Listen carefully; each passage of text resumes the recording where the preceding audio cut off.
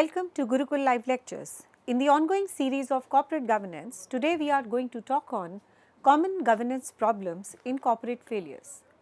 The corporate governance, the system by which the companies are directed and controlled, is fundamental to the integrity, transparency and efficiency of the business. It encompasses a broad range of practices, policies and processes that ensure the accountability, fairness and transparency in the company's relationship with its stakeholders, including the shareholder, employees, customers and community at large. Despite its importance, the history is actually replicate with the instances where the poor corporate governance has led to the downfall of otherwise successful companies. These corporate failures, they often serve as a stark reminders of what can go wrong when the governance is compromised. The governance failure can result from various factors like weak, broad insight, conflict of interest, inadequate risk management, and lack of transparency. So, in this context, we can say that understanding the common corporate governance failures and the problems they can contribute to the corporate failures, it is not only very crucial to the business to avoid a similar pitfalls, but also for the regulators, policy makers, investors to foster a more resilient corporate environment. This discussion will delve into a recurring corporate issues that have been at the heart of some of the most significant corporate failures, exploring the underlying causes and potential solutions to mitigate such risk in the future. The corporate failures often stem from the recurring governance issues that undermine the integrity and stability of the organization. So, let's talk more into this and dwell into the exploration of these governance problems. So, out of this, the first we are going to discuss is the lack of transparency, that is the opaque decision making process. In many corporate failures, decisions are made behind the closed doors with little or no disclosure to the stakeholders. This opacity can actually lead to a poor decision making, as it may allow the management to pursue the personal or the short-term gains at the expense of the company's long-term health. Inadequate financial reporting. The companies may manipulate or withhold the financial information to present a healthier picture than a reality, relying and delaying the necessary interventions. So, this lack of transparency can actually prevent the investors, regulators and other stakeholders from accurately assessing the company's performance and the risk. The next is your insufficient disclosure of the risk. The failures to inadequately disclosing the business risk, including the market, operational, financial, it leaves the stakeholders unprepared for the potential downturns, which can actually, the lack of the foresightedness can exacerbate the impact of a crisis when it occurs. The next is your conflict of interest. The board member conflicts. When the board members have interest that conflict with their fiduciary duties to the company, it can actually lead to a decision that favors certain shareholders over the others. So, this is often seen in the cases where the board members have significant personal or the financial ties to the company's management. The executive compensation schemes, poorly structured compensation packages can incentivize the executives to take excessive risk or focus on the short-term gains rather than the sustainable growth. For instance, the tying of the bonus to the short-term stock prices increases can actually encourage the executives to engage in a risky behavior that inflates the stock prices temporarily but harms the company in the long run. The transactions between the company and the parties related to the management or the board members, such as the family members, the business owned by them, can result in unfair terms that disadvantage the company. These are called as related party transactions, and these deals can actually drain the resources and erode the shareholders' value. Another important aspect is your weak oversight mechanisms. Ineffective board of directors. A board that fails to provide effective oversight can allow the management to pursue the strategies that are not in the best interest of the company or its shareholders. So, this might include approving a risky venture without adequate scrutiny or failing to challenge the management's decision.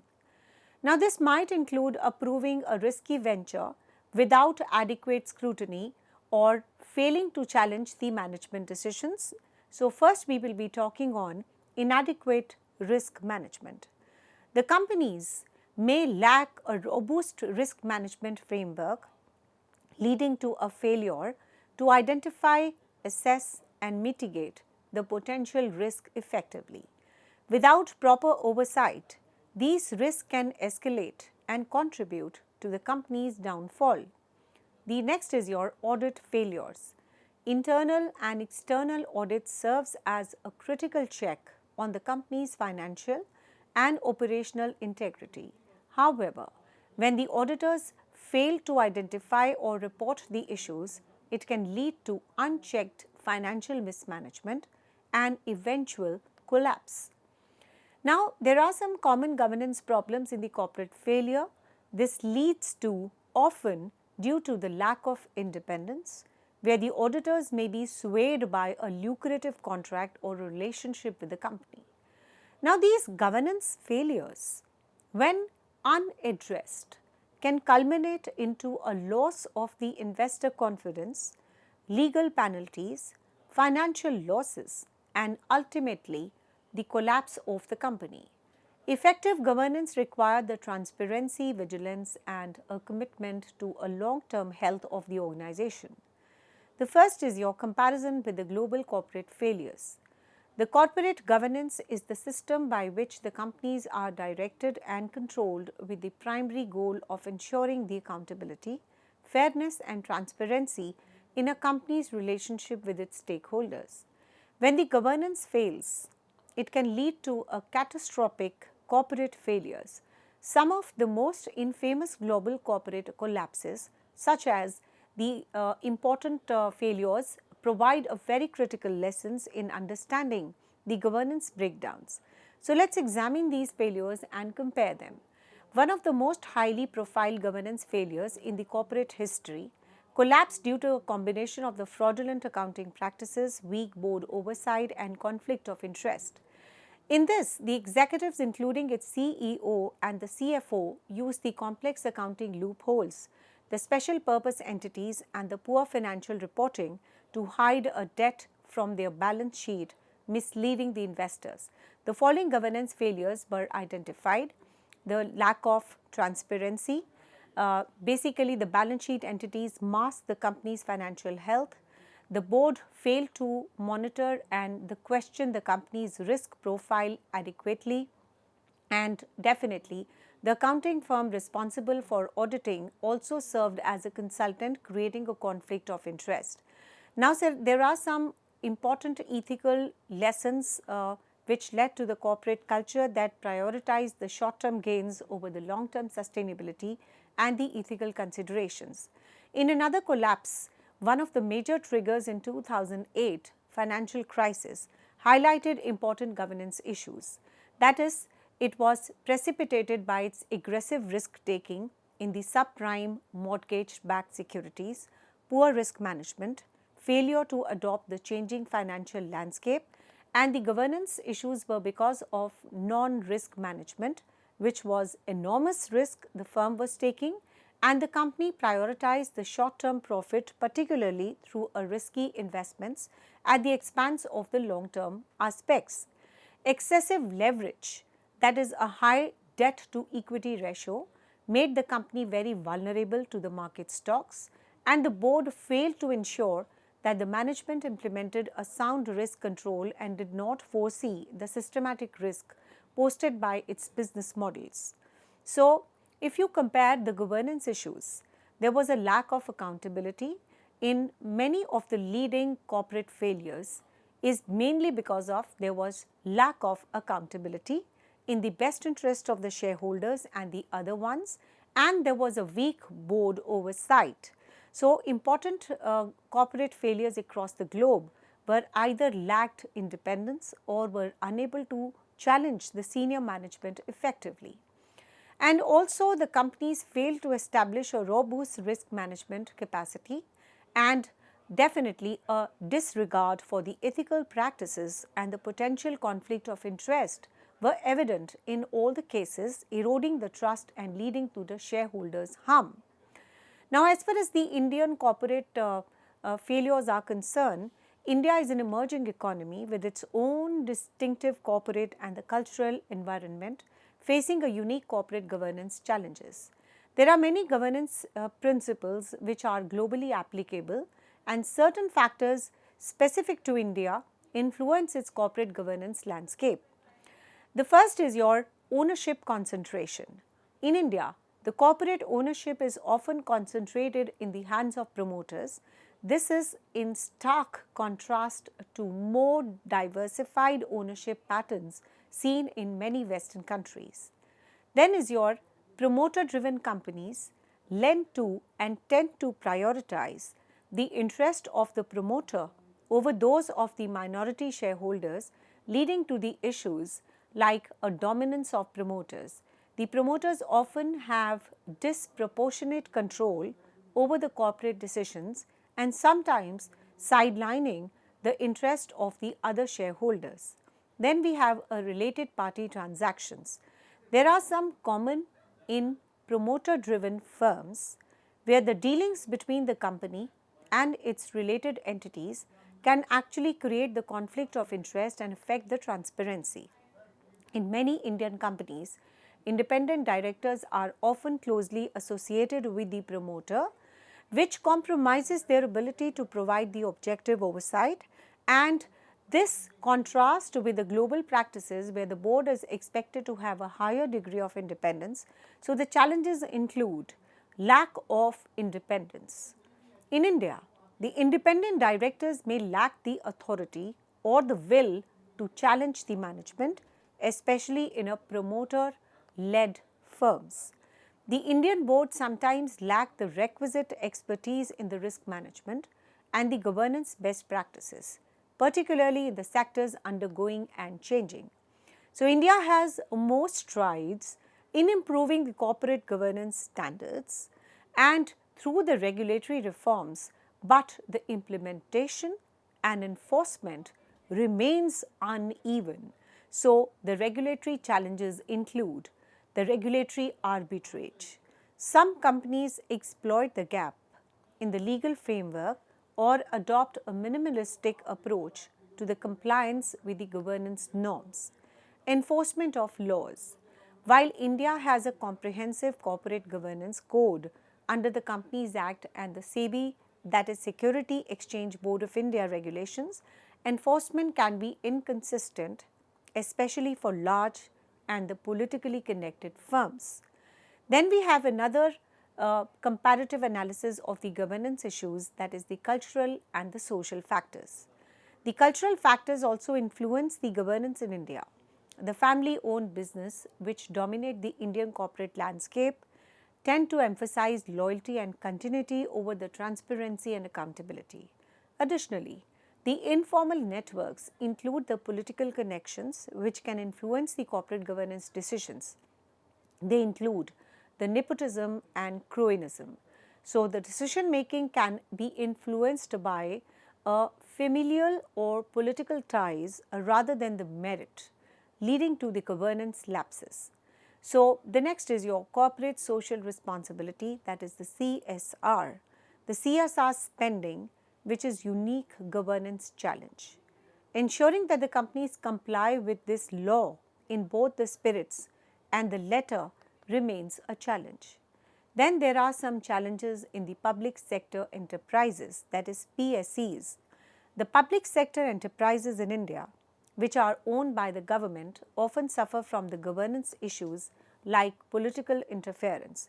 The government ownership can lead to political interference in decision making, particularly with respect to the appointment of the board or the senior management.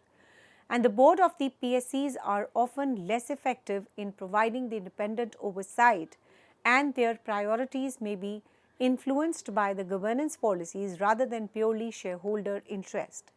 So, the corporate governance in India, there are some recent improvements which we can see.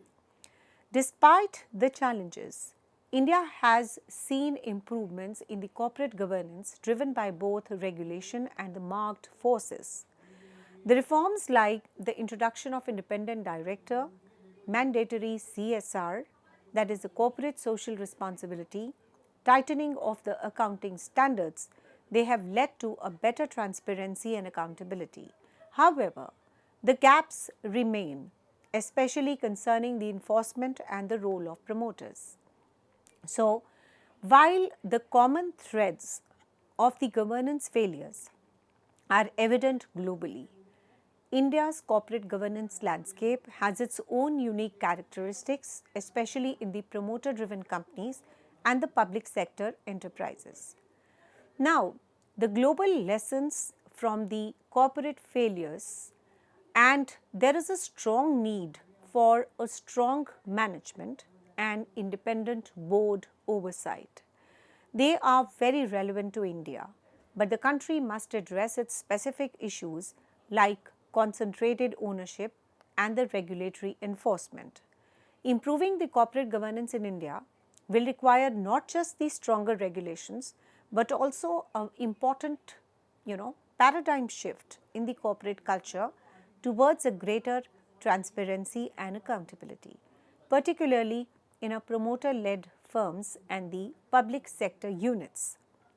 Next is your strengthening the board oversight. The board oversight is very critical component of the corporate governance, ensuring that the company is managed in the best interest of its shareholders and the other stakeholders. Strengthening the board oversight, it involves diversifying the board composition. Now, bringing in directors with diverse backgrounds, expertise and perspectives can actually improve the decision making and reduce the risk of the groupthink. This diversity should include the gender, ethnicity and professional experience, which enhances the board ability to address the complex issues. Now, enhancing the board independence, independent directors, those not involved in a day-to-day operations of the company, are very essential for the unbiased oversight. Ensuring a majority of independent directors helping in promoting objective judgment on management actions and strategies. Next is your regular evaluation of the board performance. Implementing a regular performance reviews for the board and its committees can actually help identify the areas of improvement and ensure that the board remains effective. Now, these evaluations should include the peer reviews and assessment of individual director contributions. Next is your clarifying the role and responsibility. Now, clearly defining the role and responsibility of the board, especially in the areas of risk management, strategy and effective compensation, it ensures that the board is focused on the right issues and holds the management accountable. The ongoing education and training. Directors should receive a continuous education on the latest industry trends, regulatory changes, corporate governance practices. This helps them stay informed and make a better informed decision making. The next is your enhancing the regulatory framework. Effective corporate governance requires a robust regulatory environment that holds the companies accountable and protect the stakeholders' interest. Enhancing the regulatory framework, and it involves strengthening the regulatory enforcements. The regulators should have the resources and authority to enforce the corporate governance standards effectively. This includes monitoring the compliance, investigating the misconduct, and imposing the penalties for the violations. Updating the governance codes and the standards. Regularly updating the corporate governance codes to reflect the new challenges and the best practices it ensures that the companies remain aligned with evolving, expectations. Now, this can actually include the guidelines on the board composition, executive compensation, and the stakeholder engagement. Improving the disclosure requirement. The companies should be required to disclose more information about their governance practices, including the details on the board composition, executive pay, risk management, and the sustainable efforts. The transparency also helps the stakeholders assess the quality of the governance and hold the company accountable. The next is your facilitating the shareholder rights. The regulators can enhance the shareholder rights by making it easier for the shareholders to propose the regulations, resolutions, vote on the critical issues, and hold the board accountable. This empowers the shareholders to play a more active role in the governance, encouraging the global harmonization as the companies increasingly operate across the borders. Harmonizing the corporate governance standards internationally can reduce the regulatory arbitrage and ensure the consistency of the practices worldwide. The third is your promoting the ethical business practices. The corporate governance is not just about the compliance. It's about fostering a culture of ethics and integrity. Promoting the ethical business practices involves establishing a strong ethical culture. The companies should cultivate a culture where the ethical behavior is valued and rewarded. And this starts with the leadership setting the tone of the top and the demonstrating a commitment to the integrity. A well-defined code of conduct that outlines the acceptable behavior and provides the guidelines for the ethical decision making, which is essential. Employees should be regularly trained on the code, and there should be a mechanism in place for reporting the violations without any fear of retaliation. Integrating ethics into business strategy. The ethical considerations should be integrated into the company's overall strategy. This means considering the impact of the business decision on all the stakeholders, including the employees, customers, suppliers, and community. Encouraging employees to speak up about the unethical behavior is very crucial. The companies should have a robust whistleblowing policies that protect the employees from retaliation and ensure that the concerns are investigated and addressed promptly. Companies should regularly assess and report on their ethical practices, including how they address issues like corruption, conflict of interest, social responsibility. This transparency helps building the trust with the stakeholders. By focusing on these areas, the companies can significantly improve their corporate governance, leading to a better management, enhanced accountability, and a stronger trust amongst the shareholders. So, if we follow these guidelines and these aspects, then of course, all these things will fall in place, and by focusing on these areas, the companies can significantly improve their practices, which is pertaining to the corporate governance, and actually can lead to the best management practices, desired management practices, enhanced responsibility accountability structure, and all the most on the top, it deepens the stronger trust amongst all the stakeholders. Thank you very much.